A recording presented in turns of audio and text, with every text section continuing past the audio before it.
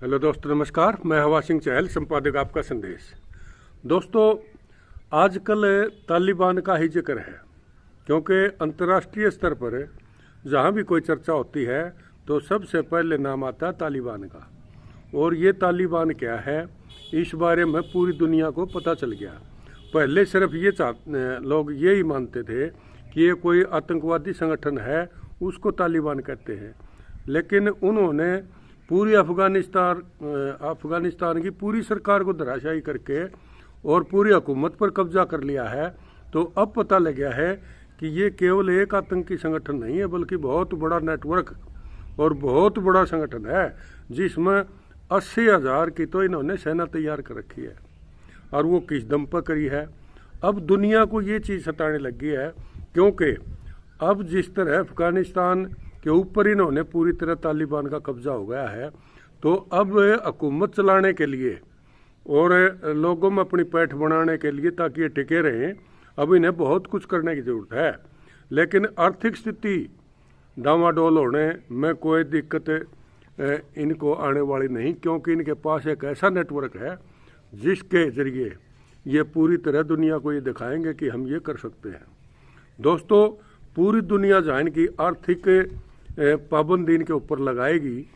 America से भी इन्होंने काफ़ी अब मिलना था। एक वाशिंगटन से भास्कर के लिए जो एक रिपोर्ट लिखी थी वेंडा फेलबॉब ब्राउन ने, उसको मैंने अभी पढ़ा, और उसके हिसाब से अगर मैं आपको बताऊं तो इन्होंने ड्रग्स का एक बहुत बड़ा जखीरा तैयार करके और इसको पूरी दुनिया में सप्लाई करने का एक रोड मैप तैयार किया है। और अब इनके पास केवल एक ही चीज़ ये बची है कि पूरी दुनिया में ड्रग फैला दो, जिसमें पाकिस्तान भी इनका मददगार हो सकता है, क्योंकि वहाँ के भी आर्थिक हालात इतने बढ़िया नहीं हैं।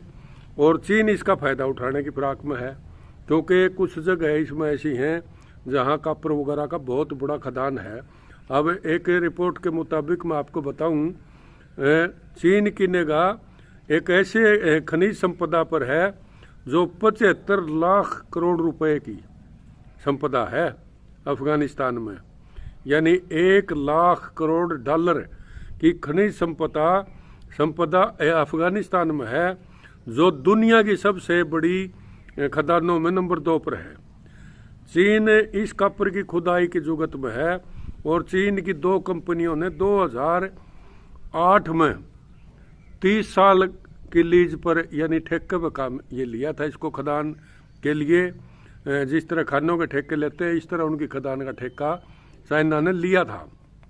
लेकिन चीन में क्योंकि वहाँ अमेरिका का काफ़ी दखल था, इसलिए वो काम शुरू नहीं हो पाया। अफगानिस्तान की जो सरकार थी वो भी अमेरिका के दबाव में समझो या अमेरिका की मदद पर टिकी समझो, उन्होंने चाइना से करार तो किया था, लेकिन वो काम शुरू नहीं कर पाए।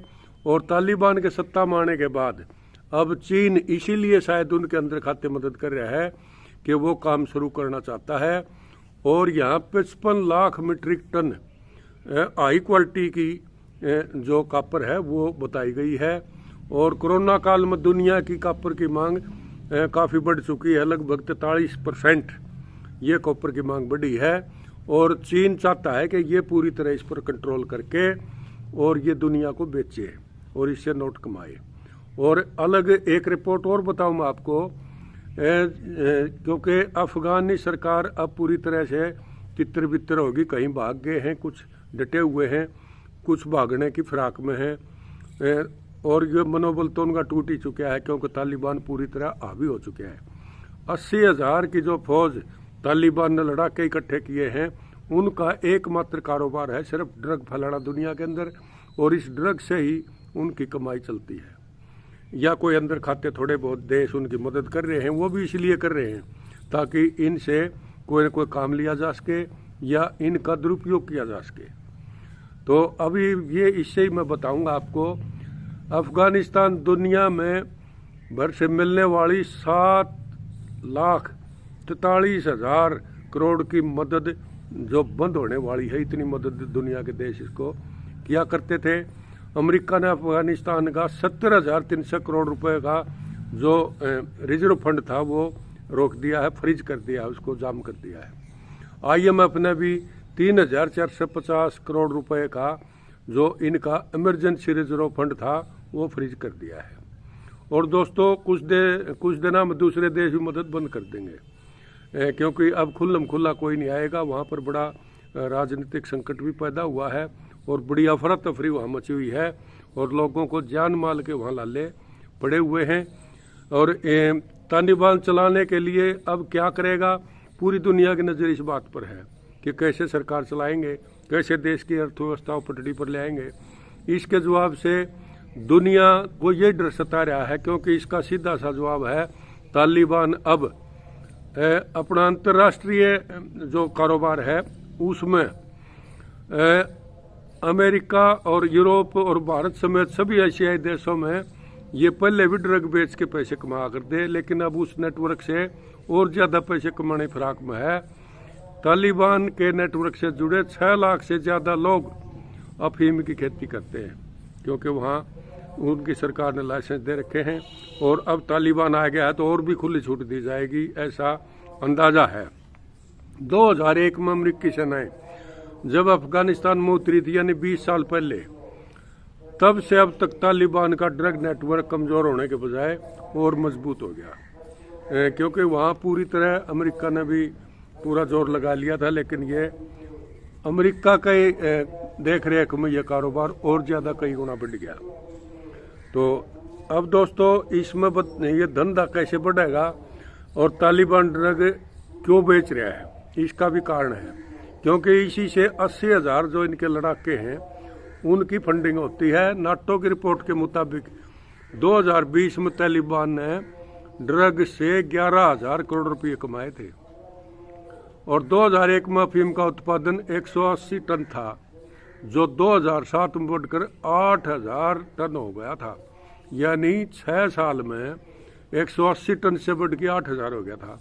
और जब अमेरिका का दखल हो चुका था इसमें अफगानिस्तान में, तब अफगानिस्तान के GDP के मुकाबले अफीम के अवैध धंधे का हिस्सा करीब 60%। दुनिया में जो नशीली अफीम उगती है वो दुनिया भर की सबसे उत्तम क्वालिटी की हेरोइन और अफीम मानी जाती है अफगानिस्तान की, और सबसे ज़्यादा नशीली है। इसलिए वहाँ का 60% हिस्सा जो वहाँ की GDP का है वो ड्रग से आता है। और यही अफीम दुनिया भर में प्रोसेस्ड ड्रग यानी हेरोइन के रूप में उसको और सुधार के जो और बढ़िया क्वालिटी के बना देते हैं, वो खतरनाक ड्रग होती है और पूरी दुनिया के अंदर सबसे महंगी चीज़ है वो।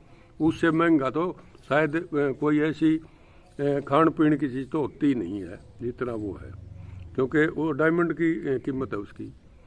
तो यही अफीम दुनिया भर में प्रोसेस्ड ड्रग हेरोइन के रूप में पहुँचती है, जो कि मूल अफीम है ना जो असली, उससे 1,500 गुना ज़्यादा नशीली है, यानी सुगने तो नशा हो जाए, इतनी खतरनाक है।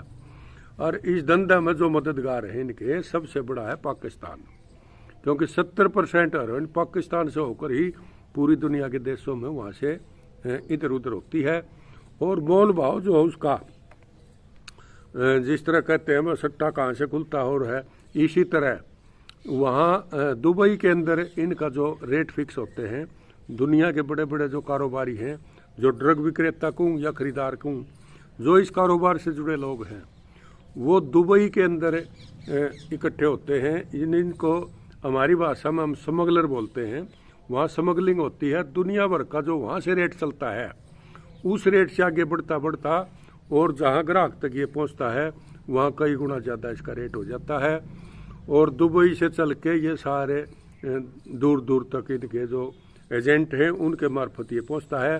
फरवरी 2021 में अमेरिकी एजेंसियों ने अफगानी सरकार को ये बताया था कि 300 अफगानी नागरिक 5 अलग अलग संस्थाओं के जरिए ब्रिटेन से पूरे ड्रग नेटवर्क को कंट्रोल कर रहे हैं। पहले यूरोप के अलग अलग देशों से करते थे, लेकिन अभी तक इनका कोई पता नहीं चला है।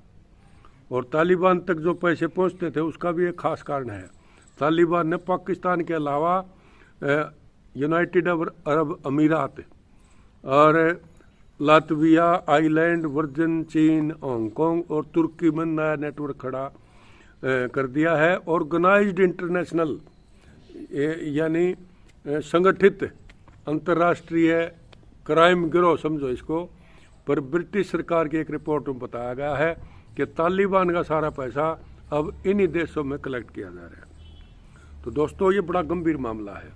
अफगानिस्तान की drug Canada, America, Colombia, Spain, Britain, Australia, Germany, रूस और चीन, और ऑस्ट्रेलिया में मिलने वाली ड्रग अफगानिस्तान से आती है।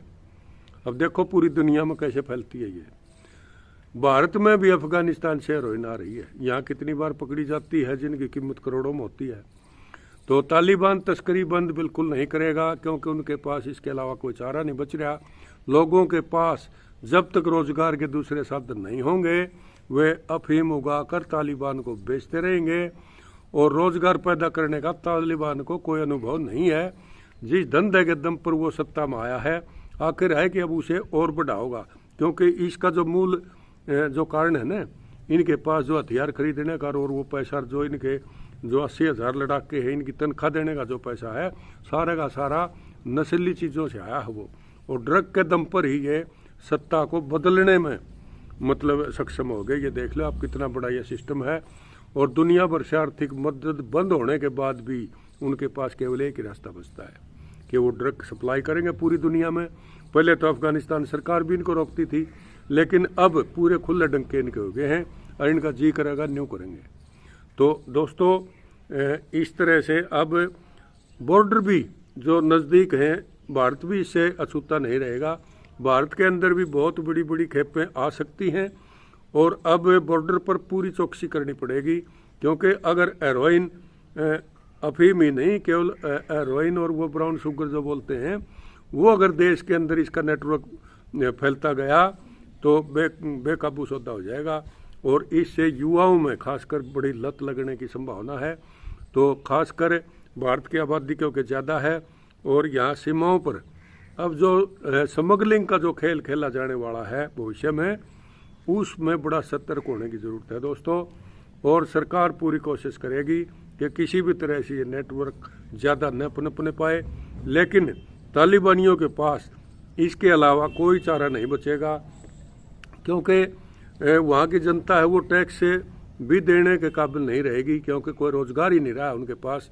और ये लड़ाई से भी अभी इतने जल्दी नहीं निपट पाएंगे, क्योंकि अब तो ये हथियार छीन रहे हैं, फिर इनको ज़रूरत पड़ेगी, क्योंकि इनको ज़बरदस्ती चाहे कोई भी हुकूमत छीनी गई हो, उससे खतरा ही बना रहता है कि कब ये वापस ले ली जाए। तो ये हुकूमत को जमाने के लिए पूरी तरह से पूरा आतंक फैलाने की कोशिश करेंगे। ये चाहे कितनी बार जनता की, वहाँ की पब्लिक को, अफगानों को कितने ये बहकाने की कोशिश करें कि भाई हम ये करेंगे वो करेंगे, लेकिन दोस्तों न तो इनका कोई राजनीतिक अनुभव है, और ये तकरीबन सारे आतंकी संगठनों के एक गिरोह बने हुए हैं। और कई तो इनको ये भी कहते हैं कि भाई ये मसला जो बना है, ये इन्होंने मजबूरी में ये कदम उठाया है, क्योंकि वहाँ की जो सरकार थी उनसे इनकी कोई पटड़ी नहीं बैठ रही थी। और अब दोस्तों उनका ऐसा सिस्टम बन गया है कि इन्होंने इतना बड़ा नेटवर्क खड़ा करके और पूरी तरह सत्ता पर ही कब्जा कर लिया है, यानी सरकार को भगा दिया है। और अफगानिस्तान की जो जनता है वो इतनी डरी हुई है कि ये भी आपने पीछे देखा काबुल हवाई अड्डे पर किस तरह से एक दूसरे की होड़ लगी हुई है जान बचाने के लिए। तो वो इतना जल्दी आसानी से वो इस पर कब्जा छोड़ने की वो कोशिश नहीं की, लेकिन जो वहाँ की सरकार थी वो डर कर भाग गई है, और तालिबानी लड़ाके हर जगह अब काबिज होने की पूरी तरह फिराक में हैं, और लगभग सारी जगह उनके कब्जे हो चुके हैं। जिन ठिकानों का उनको पता नहीं है, उन ठिकानों की वो कोशिश करेंगे। खजाने कहाँ छिपे हैं, पैसे वाले अफगानिस्तान में कौन हैं, ये तालिबान वहाँ पहुँचेंगे और उनसे भी वो पैसा छीनने की कोशिश करेंगे, उनके कारोबार भी चौपट करने की कोशिश करेंगे, क्योंकि रेवेन्यू अब उनको इकट्ठा करना है अपने देश से।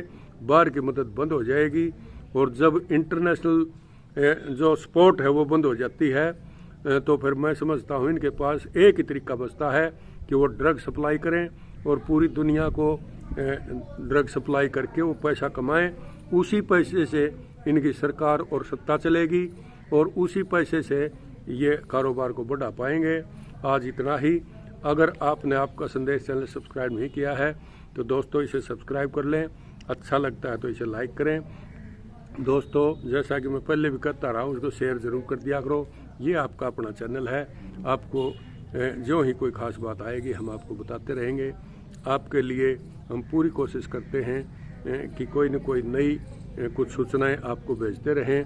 तो आज इतना ही, अगले एपिसोड का इंतजार कीजिए। तब तक के लिए नमस्कार, जय हिंद दोस्तों।